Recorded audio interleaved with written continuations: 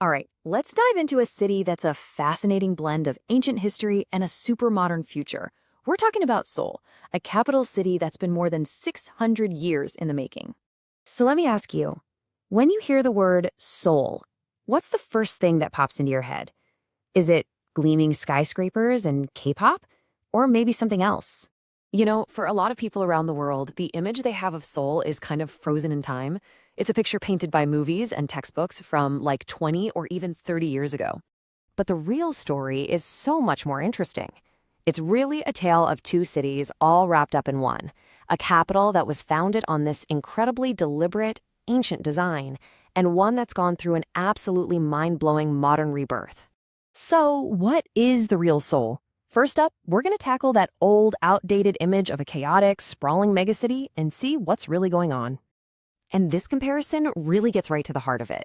That old image is of a chaotic city, just choked with traffic and pollution from its crazy post-war growth. But the reality today? Totally different. We're talking stable infrastructure, tons of rich cultural resources, and get this, it's even been named a UNESCO City of Design. To really get how Seoul pulled this off, we have to go back. I mean, way back. So let's journey to the city's very meticulous origins and see how it was always meant to be a capital built by design. Now, it's so important to understand that Seoul didn't just happen. Back in 1394, when it was founded as the capital of the Joseon dynasty, and called Hansong, by the way, every single piece of it was intentional. This was a city with a grand plan from day one. I mean, just look at this ancient map. This shows the original blueprint for Hansong. You can already see the structure, right? The mountains creating a natural fortress, the river flowing right beside it. This wasn't just a convenient spot. It was fundamental to the city's identity.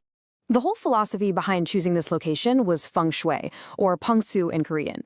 Now, this is the traditional idea of finding balance and harmony between human life and the natural world of mountains and water. The goal is to find what's called a propitious site, basically a spot with great energy and good fortune. And Hansong was built in what was considered a perfect myeongdong. It was this ideal site, naturally protected by mountains in the back and cradled by a huge river in the front. It was meant to provide a sense of security and perfect harmony for everyone who lived there. And then, layered right on top of that natural harmony was a very strict Confucian city plan. It was this clear, logical layout. You had the king's palace, boom, right in the center. To the sides, the all-important ancestral shrines. In front of the palace were the government offices. And in the back, the city market. Everything had its place. And what's incredible is that you can still see that ancient plan today. This right here is the Jongmyo Shrine, a place for ancestral rites. It's now a UNESCO World Heritage Site, a living, breathing piece of that original design, still serving as a spiritual heart for the nation. But that ancient harmony, it got absolutely shattered in the 20th century. So let's jump to the next chapter of Seoul's story, the incredible price of growth and the famous Miracle on the Hand River that came with some pretty serious consequences. So after the Korean War, South Korea goes through this period of unbelievably fast industrialization and economic growth. And the epicenter of all of this was Seoul. The city just exploded, and the world started calling it the Miracle on the Han River. But that miracle had a dark side. It came at a huge cost. This is the period that created that old, outdated image we talked about. The city was just crushed by overpopulation, which led to massive housing shortages, traffic that would make you cry, and some serious environmental damage. You can really feel the frustration with this whole situation in the source material for this explainer.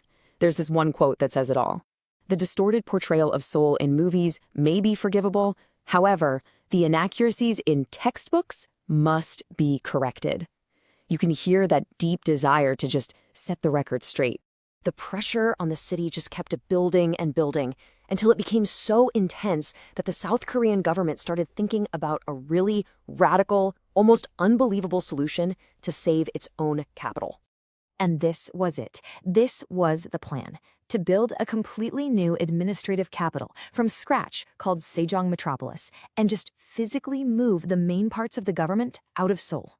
That's how bad things had gotten. They were actually willing to move the capital itself. But in the end, they didn't move the capital. Instead, something even more remarkable happened. Let's get into how Seoul was reborn and how it forged this powerful new identity for itself on the world stage. So instead of giving up and moving out, Seoul decided to reinvent itself from the inside out. And it did this in a really clever way. It used major international events as a springboard, as a catalyst to drive these massive urban renewal projects and show a new face to the world. And this timeline just lays it all out. Hosting the 1988 Seoul Olympics was a huge turning point. It forced these massive upgrades to the city's infrastructure. Then, co-hosting the 2002 FIFA World Cup kept that momentum going.